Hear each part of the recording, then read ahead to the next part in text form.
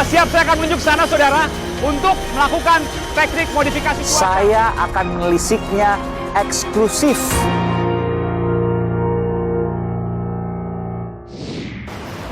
Saudara, dua keputusan dan pernyataan.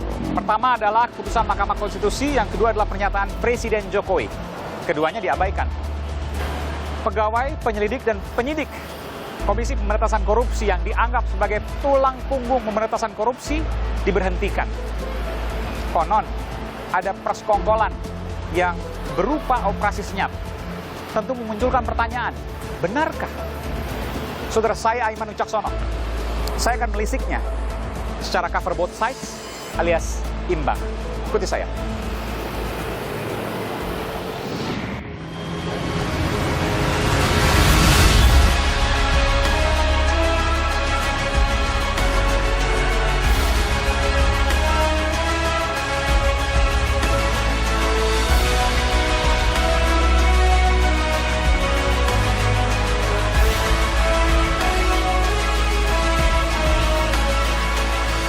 Yang 51 orang, ini kembali lagi dari asesor, itu sudah warnanya, dia bilang sudah merah. Ya, tidak memungkinkan untuk dilakukan pembinaan.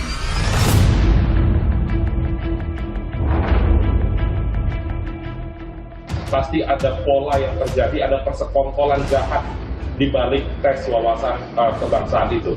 Ini juga sudah mengikuti arahan Bapak Presiden bahwa ini tidak merugikan ASN. Dan sesuai dengan peraturan perundang-undangan yang berlaku. Dan tidak hanya ranah KPK saja, tetapi seluruh mereka yang berproses atas alih status menjadi ASN di semua lembaga.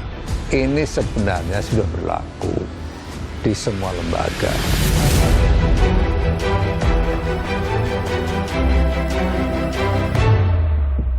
Setelah saya tanya teman-teman yang nggak lulus tuh, berada di ruang yang sama. Kemudian Ada berapa ruangan total? 30. Oke, apa yang Anda curigai dari situ?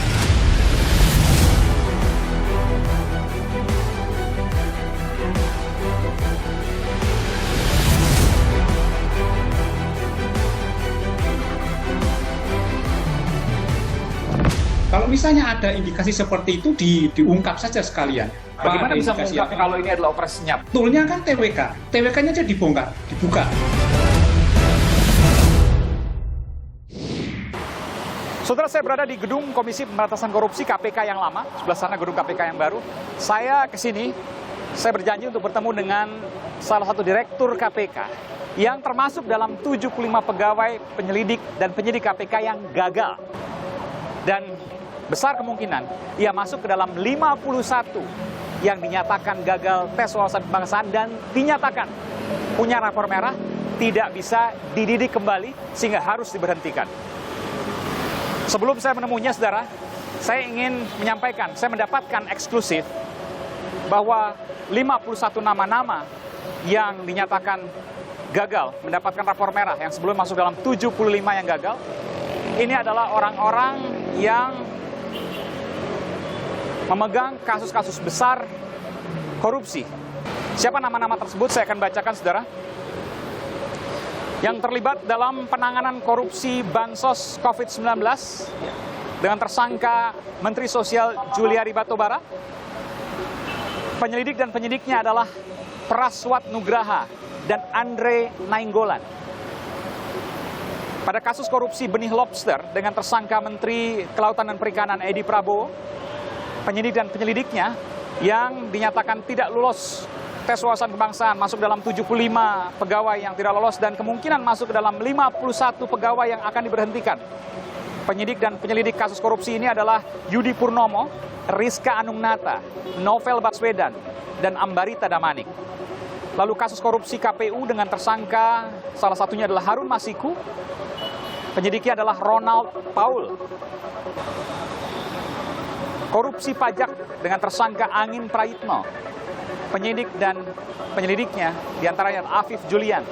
Dan kemudian pemeriksa kode etik Ketua KPK Firly Bahuri pada saat kasus helikopter yang kemudian dilaporkan ke Dewas KPK yang diperiksa oleh Heri Murianto.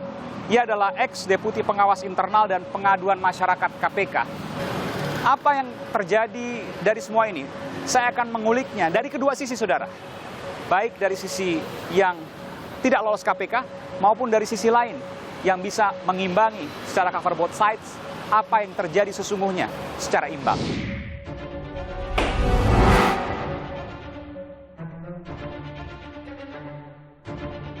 Tidak serta-merta dijadikan dasar untuk memberhentikan 75 pegawai KPK yang dinyatakan tidak lolos tes. Yang 51 orang, ya tidak memungkinkan untuk dilakukan pembinaan.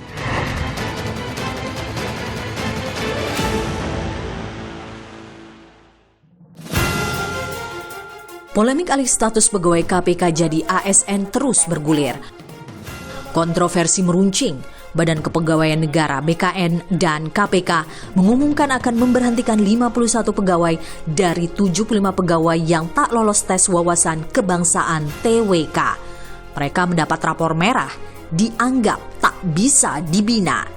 Cap ini harus mereka tanggung imbas tak lolos aspek ujian PUNP di mana Pancasila, Undang-Undang Dasar 1945, NKRI, dan pemerintah yang sah adalah harga mati.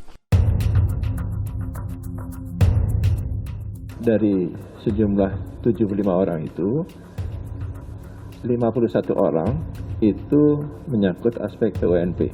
Bukan hanya itu, yang 51 ini tiga-tiganya negatif. Nah yang 24 itu PUNP-nya bersih. Nah 24 orang itu masih bisa disertakan dalam diklat bela negara dan wawasan kebangsaan. Sementara 24 pegawai yang juga tak lolos TWK masih bisa diselamatkan karena lolos ujian PUNP. Mereka akan dididik menjadi ASN aparatur sipil negara. Pantas pemberhentian pegawai KPK timbulkan keriuhan. Jika dirunut ke belakang, dua keputusan penting telah dilontarkan. Pertama, putusan Mahkamah Konstitusi. MK menyatakan peralihan pegawai KPK menjadi ASN tak boleh merugikan dan mengurangi hak pegawai. Para pegawai KPK dianggap telah mengabdi, pun dedikasi dalam pemberantasan tindak pidana korupsi tidak diragukan lagi. Kedua, Presiden Joko Widodo juga meminta TWK tak jadi dasar pemberhentian pegawai.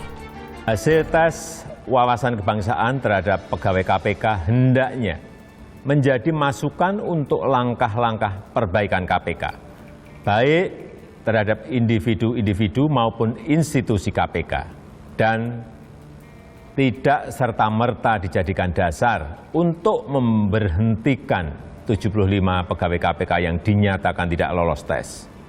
Saya minta kepada para pihak yang terkait, khususnya pimpinan KPK, Menteri Pan-RB dan juga Kepala BKN untuk merancang tindak lanjut bagi 75 pegawai KPK yang dinyatakan tidak lulus tes dengan prinsip-prinsip sebagaimana yang saya sampaikan tadi.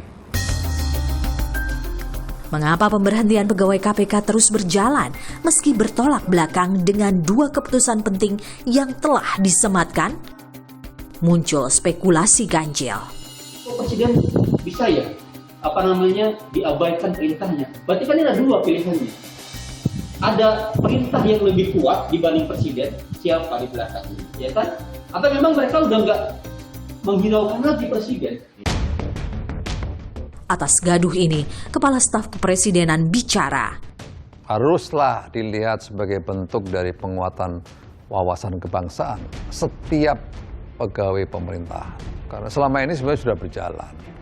Dan tidak hanya ranah KPK saja, tetapi seluruh mereka yang berproses atas alih status menjadi ASN di semua lembaga. Sekali lagi bahwa ini sebenarnya sudah berlaku di semua lembaga.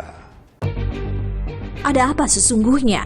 Benarkah ada skenario senyap pemberhentian terhadap puluhan penyidik dan penyelidik senior di KPK? Atau TWK hanyalah tes biasa yang harus dilewati? Tidak ada yang istimewa. Siapa pula yang punya rapor merah tak tertolong hingga harus diberhentikan? Aiman menelusurinya. Saudara, saya masuki gedung Komisi Pemberantasan Korupsi, ini tidak pernah sebelumnya dimasuki oleh media lain. Saya ingin mewawancarai saudara salah satu direktur Komisi Pemberantasan Korupsi yang sebelumnya masuk 75 yang tidak lulus dan diyakini ia masuk dalam 51 pegawai KPK yang tidak bisa dididik akibat tidak lolos tes wawasan kebangsaan. Saya ingin mengetahui apa yang menyebabkan seorang direktur yang sudah bekerja selama 16 tahun di KPK sejak kepemimpinan KPK periode pertama dan pernah ikut seleksi dalam pimpinan KPK lalu tidak dinyatakan lulus pada tes wawasan kebangsaan dan dinyatakan harus diberhentikan, tidak bisa dididik kembali. Saya akan menemuinya, saudara. Saya menggunakan masker. Pak Giri Suprabdiono, Direktur Sosialisasi dan Kampanye Anti Korupsi KPK. Aiman, Kompas TV, Pak Giri. Ya, terima kasih, Mas Aiman. Iya. Pak Giri, terima kasih. Saya akhirnya bisa masuk ke dalam, di depan banyak demo. Pak Giri masih punya tempat di sini? Ya, terpaksa kita di perpustakaan seperti ini ya. Perpustakaan? Baca-baca. Anda non-job sekarang, non-aktif? Ya, non-job. Jadi tugas dan tanggung jawab kita kembalikan kepada atasan begitu kan. Jadi sehari-hari masuk kantor hanya di perpustakaan? Perpustakaan, kadang kita cek email segala macam. Jadi tentu ini bagi orang yang berintegritas tidak nyaman. Pak Giri salah apa sehingga tes wawasan kebangsaan dinyatakan tidak lolos? Ini labeling yang jahat menurut saya, keji. Karena kalau dibilang kita tidak berwawasan, kita tuh mempraktekkan kebangsaan yang sejatinya, memberantas korupsi. Saya itu narasumber di Lemhanas, di Kementerian Pertahanan, Wantanas, Sesko AD, ke Sespim, mengajarkan tentang wawasan kebangsaan. Mengajarkan wawasan kebangsaan di sejumlah lembaga tadi. Saya ingat, Anda pernah ikut seleksi pimpinan KPK? Benar, 2 kali. Kan ada tes wawasan kebangsaan? Benar. Betul ya? Iya. Soalnya sama? Ketika saya tes ada yang sama, yang dilakukan TNI Angkatan Darat tentang radikalisme. Dan saya lulus di sana, bareng Pak Firly segala macam dan pimpinan yang lain. Bareng sama Pak Firly waktu itu? Iya. Jadi kalau yang dulu saya lulus, kenapa sekarang nggak lulus menurut saya? Soalnya banyak mirip? Sama, boleh dibilang. Bahkan sama? Ya. Kecuali IC yang mungkin yang tentang LGBT, HTI, FPI, itu kan terjadi belakangan tuh. Oke, disesuaikan dengan dulu kondisi. belum ada. Ya, Oke. belum ada. Bisa jadi Anda lolos di tes tertulis, tapi gagal di tes wawancara. Bisa jadi ya. Tapi saya curiga karena setelah saya tanya teman-teman yang nggak lulus tuh dari 75, 13 orang itu berada di ruang yang sama. Saya akan melisiknya eksklusif